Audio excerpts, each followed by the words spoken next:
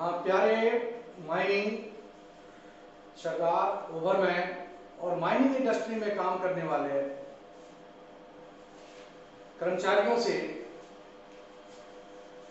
मैं ये शेयर करने जा रहा हूँ। फर्स्ट एड, माइनिंग इंडस्ट्री बड़ा हैजार्डस इंडस्ट्री है, कभी भी चोट लग सकता है, कुछ हो सकता है, इलेक्ट्रिक शॉक लग सकता है, जल सकते हैं।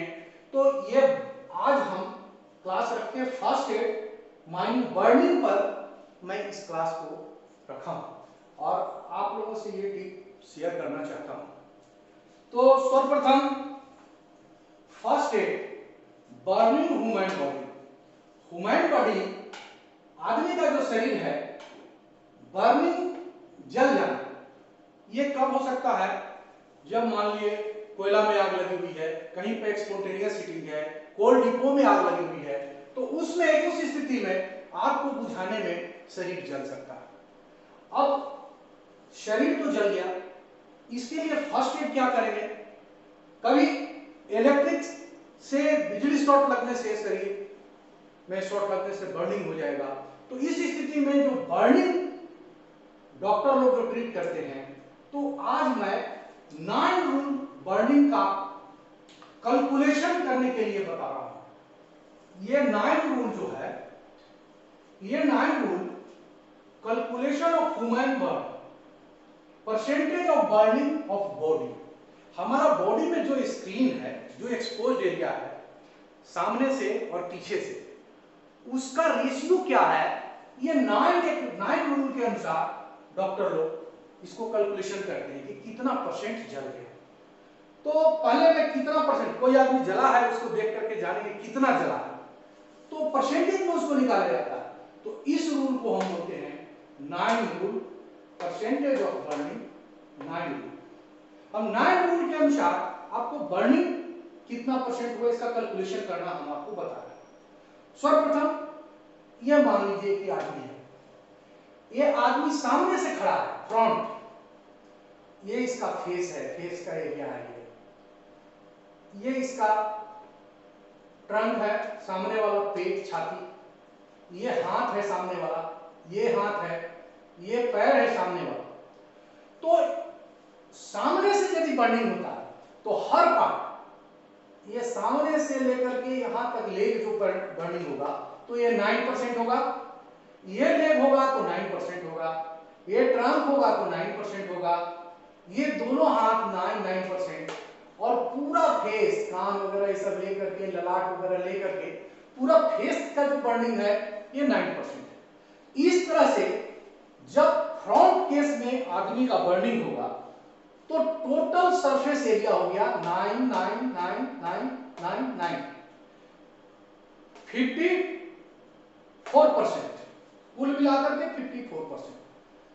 अब इसी आदमी का यदि बैक पोर्शन देखिएगा तो ये चूल और केस से भरा हुआ पीछे का माथा है, और ये थोड़ा सा ये पोर्शन है जो गर्दन के पास, ये पोर्शन जो गर्दन के पास है ये 1% हुआ, और बाकी जस्ट जैसे ये सामने 9% हुआ, ये सामने 9% हुआ, ये 9% हुआ, ये सामने 9% हुआ, ये सामने 9% हुआ, उसी तरह से सिमिलरली पीछे भी ये बैक 9% हुआ, ये पोर्शन सिर्फ 1% है, ये पोर्शन भी 9%। तो ये फिगर में दिखाया हुआ है 1%, 9%, 9%, 9%, लेग भी 9%, 9%, ये नीचे सब लिखा हुआ है, और 9% करते हुए ये 46%।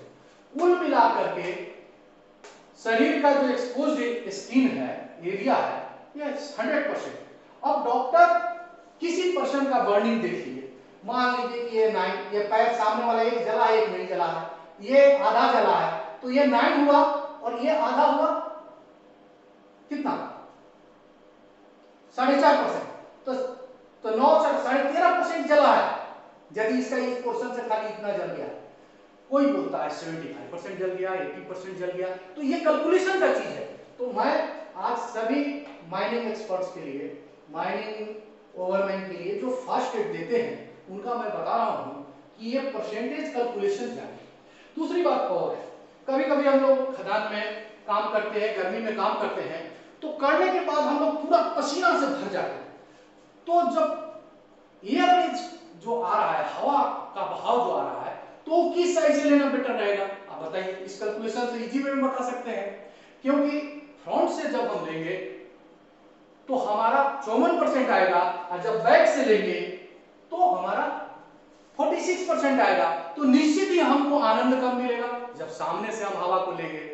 इसीलिए जब भी कभी गर्मी होती है तो लोग पंखा के सामने सामने ऐसे मुंह करके खड़ा हो जाता है। अच्छा, तो मैं ये कैलकुलेशन का एक आइडिया इस वीडियो में दिया, लेकिन एक चीज और बताना चाहता हूं। बर्निंग के समय या इलेक्ट्रिक सर्किट से जब लग गया, इस स्थिति में हमें इमीडिएट सॉल्यूशन देना चाहिए। अब इलेक्ट्रिक से शॉक लगा है तो उसको छुड़ाने का अलग तरीका है, स्विच से कट कर दीजिए या ड्राई बांस वगैरह से मार करके छुड़ाइए। लेकिन जो बर्निंग के केस में यदि इमेटिक सॉल्यूशन नमक का सॉल्यूशन, नमक और पानी का ठंडा सॉल्यूशन उसको दीजिएगा तो उनकी राहत मिलेगा, बहुत बेचैनी हो जाता है। एक बार का घटना था कि एक माइंस में एक ड्रेसर था, काम करके आया, स्नान किया, दिन में खाना बना रहा था। खाना बनाते समय उसको हीटर से लग गया इलेक्ट्रिक शॉक। वो नाचते हुए माइन के पास आया और गिर गया। मैं उस समय बैक सीट में असिस्टेंट मैनेजर था, तो मैंने उसको इमीडिएट सॉल्यूशन दिया और फर्स्ट एड एम्बुलेंस दे करके हॉस्पिटल भेज दिया। इमीडिएट सॉल्यूशन इस स्थिति में दीजिए, और बर्निंग का जो फर्स्ट एड है और तरीका है सो अलग है। लेकिन आज मैं ये 9 रूल स्पेशली करके बताएं। मैं समझता हूं कि मेरा टिप से आप लोगों को जरूर कुछ अच्छा लगा होगा और एक नई बात समझ में आई होगी। धन्यवाद।